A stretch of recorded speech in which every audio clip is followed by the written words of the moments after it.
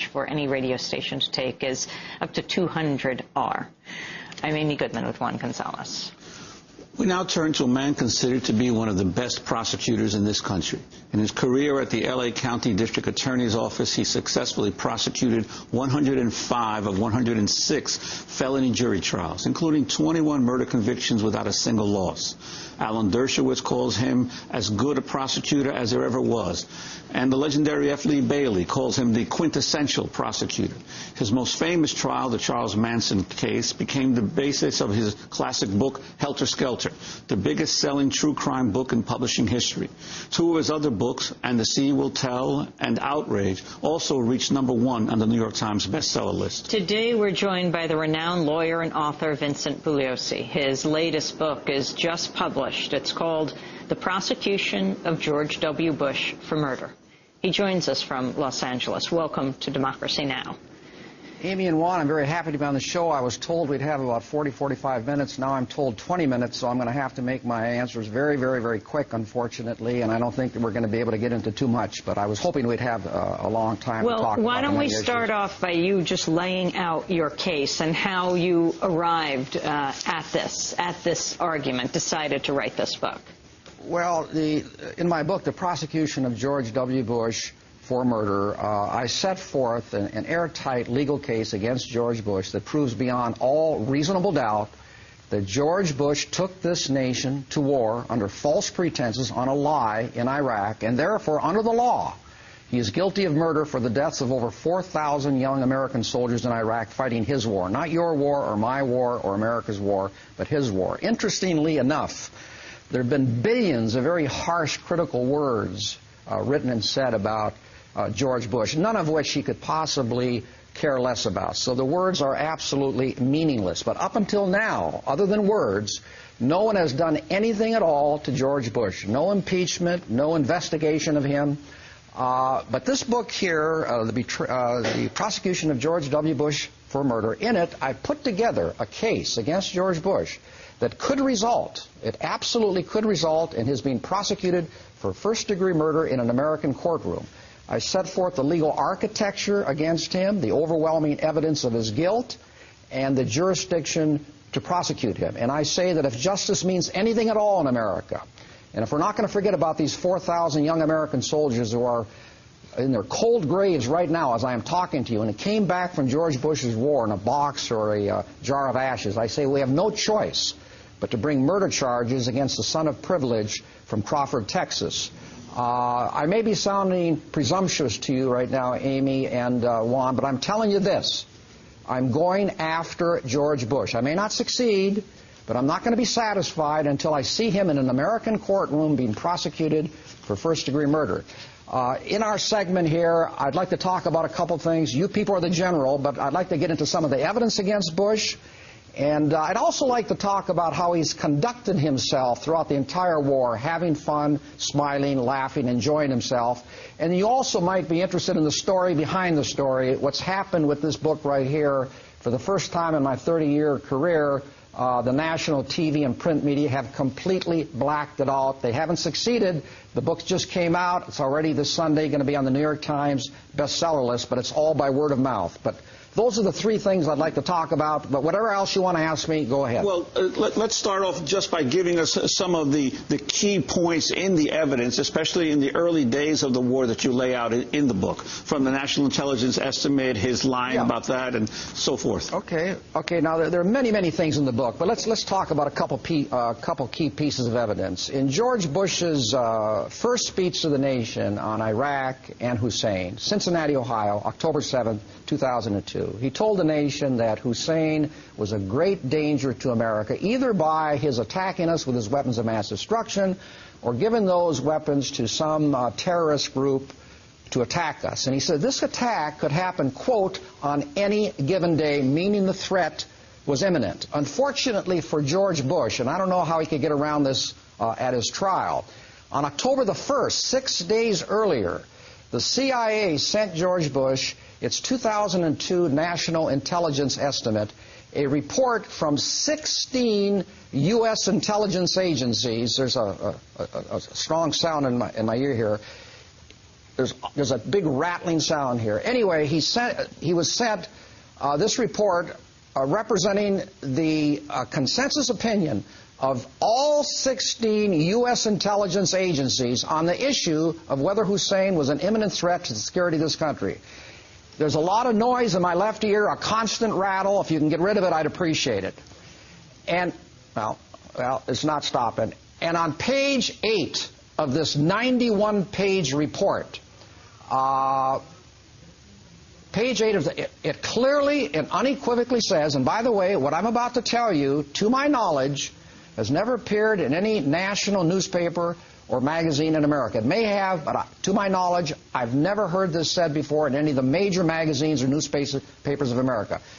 Page 8, 91-page report clearly and unequivocally says that Hussein was not an imminent threat to the security of this country, that he would only be a threat if he feared that America was about to attack him. In other words, he would only be a threat if he was forced to fight in self-defense. So we know, not think, but we know that when George Bush told the nation on the evening of October the 7th, 2002, Cincinnati, Ohio, that Hussein was an imminent threat to the security of this country, he was telling millions of unsuspecting Americans the exact opposite of what his own CIA was telling him. So if we had nothing else at all, this alone shows us that he took this nation to war on a lie, and therefore all of the killings in Iraq of American soldiers became unlawful killings and therefore murder. But it gets worse.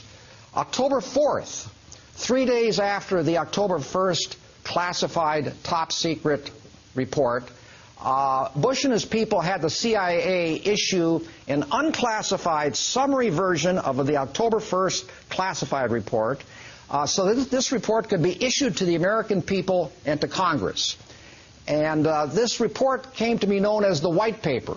And in this White Paper, the conclusion of U.S. intelligence that Hussein was not an imminent threat to the security of this country was completely deleted from the White Paper. Every single one of these all-important words were taken out. And the question that I have is how evil, how perverse, how sick, how criminal can George Bush and his people be? And yet, up to this point, unbelievably, and there's no other word for it, he's gotten by with all of this. I'll touch upon another piece of evidence.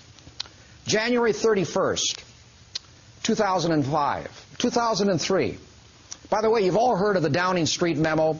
Got a lot of attention. If I prosecuted Bush, that would be a very insignificant part of the case because it's ambiguous. This is the Manning memo that seems to have gone over the head of everyone. It's 100 times more important than the Downing Street memo. January 31st, 2003, George Bush and Prime Minister Tony Blair met in the Oval Office with 6 of their top aides, including Condoleezza Rice, the National Security Advisor for Bush, and Blair's chief foreign policy advisor, David Manning. Now, 2 months later, they go to war because, they say, Hussein had weapons of mass destruction, and they had to go in there and disarm Hussein and these weapons of mass destruction. After the meeting, Manning prepares a 5-page memo stamped extremely sensitive in which he summarizes what was said at the meeting. And Manning writes that Bush and Blair expressed their doubts that any weapons of mass destruction would ever be found in Iraq, although 2 months later they went there because they said they had the weapons and we had to disarm them. But it gets much, much, much worse. Manning wrote that Bush was so worried, so upset over the failure of the UN inspectors to find weapons of mass destruction that he talked about 3 ways to, quote, provoke a confrontation with Hussein, one of which, Bush said, was to, quote, fly U-2 aircraft, reconnaissance aircraft, over Iraq, falsely painted in United Nations colors. And Bush said, if Hussein fires upon them, this will be a breach of UN resolutions and justify war. So here we have George Bush telling the American people, telling the world, that Hussein was an imminent threat to the security of this country. So we had to strike first in self-defense. But behind closed doors, this very small man was talking about how to provoke Hussein into a war. The very last person in the world that someone acted in self-defense would try to provoke is the person who he's in deathly fear of, the person who's about to kill him. If George Bush actually believed that Hussein had weapons of mass destruction, which was the main reason he went to war, the very thought of provoking Hussein into a war obviously would never, ever, ever have entered his mind. Now, I don't know if you're aware, but what I just told you is extremely powerful evidence of George Bush's guilt. I was on radio with Dennis Miller a couple days ago in L.A., and I told him about the Manning memo, and I said, now, Dennis, you're representing George Bush. You're his defense attorney. After you hear Manning testify to the Manning memo on the witness stand, other than trying to hide beneath the console table, what would your response be? And Dennis is very quick, very smart, and he gave a good answer. He said, I would call for a recess. There is no answer to the Manning memo. And that's what we have to do for just 1 minute. Vincent Bugliosi is our guest, the renowned attorney, the man who put Charles Manson behind bars, has written a book, a new book, called The Prosecution of George W. Bush for Murder. We'll be back with him in a minute.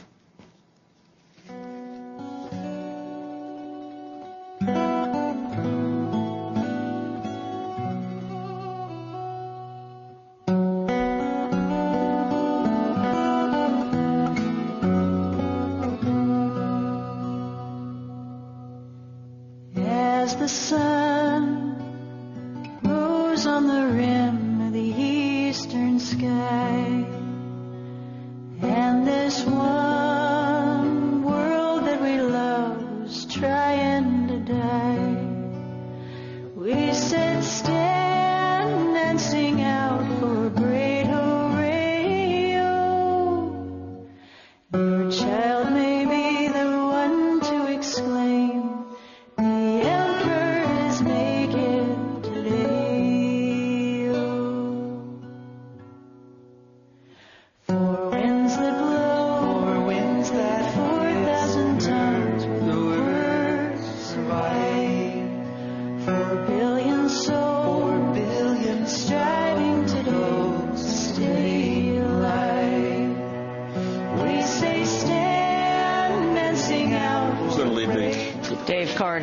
Tracy Grammer here on Democracy Now!, democracynow.org, the War and Peace Report. I'm Amy Goodman with Juan Gonzalez. Our guest is the renowned prosecutor Vincent Bugliosi. He has written the new book, The Prosecution of George W. Bush for Murder. He is laying out his case. You begin your book, Vincent Bugliosi, by just telling us the stories of young soldiers who have died. More than 4,000 now. What about Iraqi civilians? How do they weigh into your case as you build it against the president? Well, that's not going to prove guilty or not guilty. But if he's convicted of first-degree murder by an American jury and it gets into the penalty phase and the prosecutor seeks the death penalty, all of this evidence of how Bush responded to this horror in Iraq could be introduced in aggravation, just like the defense can offer evidence in mitigation. One of the underlying emotions behind this whole thing that prompted me to do this book, well, the main thing is that he took this nation to war under false pretenses. But throughout this hell on earth that George Bush created, the evidence is very, very clear that with over 100,000 innocent Iraqi men, women, and children and babies, and 4,000 American soldiers dying horrible, violent deaths, and hundreds of thousands of their survivors crying out hysterically and having no way to cope with the unspeakable horror of it all and having nightmares over what happened, George Bush, the evidence is very, very clear, smiled through it all. In fact, you look at a photograph of Bush and 6 or 7 other people, they're all smiling. Who has the biggest smile on his face? George Bush. The evidence is very clear that while young American soldiers who never even had a chance to live out their dreams were being blown to pieces by roadside bombs in Iraq, George Bush was having fun and living life, enjoying life to the very fullest. I'm talking about running, bicycling, joking with friends, slapping backs, dancing and swiveling his hips like Elvis to blaring music, eating his hot dogs and blueberry pies, almost always seeming to be in the very best of good spirits. And you don't have to take my word for this. I have the photographs in the book and everything, but you don't take my word for this. George Bush himself has had no hesitancy in saying things like this. And as I quote George Bush, I want you to think of two things. Number one, the incredible horror and savagery and mutilation of bodies and beheadings and the sea of blood and the screams going on at the time he's making this remark. And try to think, if you can, of Presidents Roosevelt, Truman, LBJ, Nixon, during their respective wars saying things like this. Here's George Bush, right in the middle of all this horror. Laura and I are having the time of our lives. It's going to be a perfect day. I'm in a great mood. As recently as December 2007, I'm feeling pretty good about life. Now, Amy and Juan, even if George Bush was only guilty of making an innocent mistake and taking this nation to war, not murder, as I firmly believe, with all of the death and the horror and the suffering he has caused, what type of a monstrous individual is it who could literally be happy with his life? And that's part of the emotional underpinning for this book. Well, Vincent Bugliosi, the other main line of evidence that you present in the book is his repeated attempts to connect Saddam Hussein to Al-Qaeda and to the attacks of 9/11. Could you summarize those arguments? Yeah, very, very quickly. He tried to convince the American people that Hussein was involved in 9/11. Now, right after 9/11, a poll of the American people, open-ended poll, showed that only 3% of the American public believed that Hussein and Iraq were involved in 9/11. And yet, within months, that number went up to 70% of the American people thought Hussein was involved in 9/11. Now, if it wasn't George Bush and his people who were responsible for it, then who was it? You, I, Danny DeVito? Here's what he did. Because what he was doing, he was trying to convince the American people of Hussein's involvement in 9/11 by unmistakable innuendo and implication. And under the law, that's the same thing as doing it expressly. One way he did it, he'd constantly talk about Hussein being an imminent threat to the security of this country, and in the same speech, sometimes the same breath, he kept talking about 9/11. Well, here's the American people, not accustomed to a president who's taken them to war under false pretenses. That thought's not even entering their mind. They're not parsing his words. They hear 9/11, and they hear Hussein being an imminent threat, and they came to the conclusion that Hussein must have been involved with Al-Qaeda in 9/11. And then he just flat out lied by asserting that Hussein and Al-Qaeda had terrorist connections. He'd say things like this. When you're talking about the war on terror, you cannot distinguish between Al-Qaeda and Hussein. He said that Hussein was training Al-Qaeda in bomb making, in the use of poisons and deadly gases. Now, the average American infers from that, I mean, it's not too much of a leap of logic, that if Hussein and Al-Qaeda have these terrorist connections, and Hussein is training Al-Qaeda, that Hussein must have been involved with Al-Qaeda in 9/11. That was what he did by implication.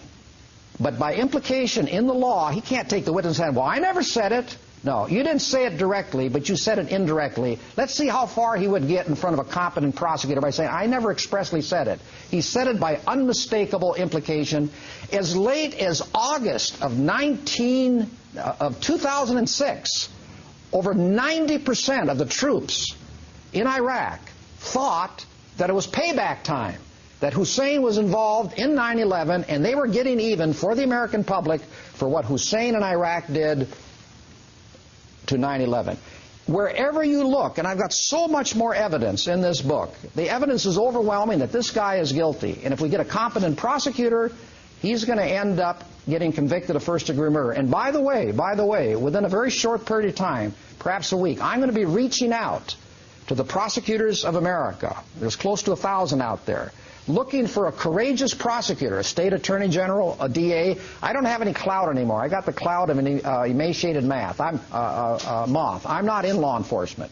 But I'm going to be reaching out to prosecutors who do have clout, who do have the authority to go against George Bush. I'm sending them a copy of my book with a cover letter telling them to read the book, and if they agree with me that the evidence of Bush's guilt is clear, and they feel that they have jurisdiction, and I've spent hundreds of hours at the law library establishing this all-important point of jurisdiction, then I'm going to tell them to proceed forward, and I'm going to offer my help in any way that they see fit, which could range all the way from being a consultant to being appointed a special prosecutor.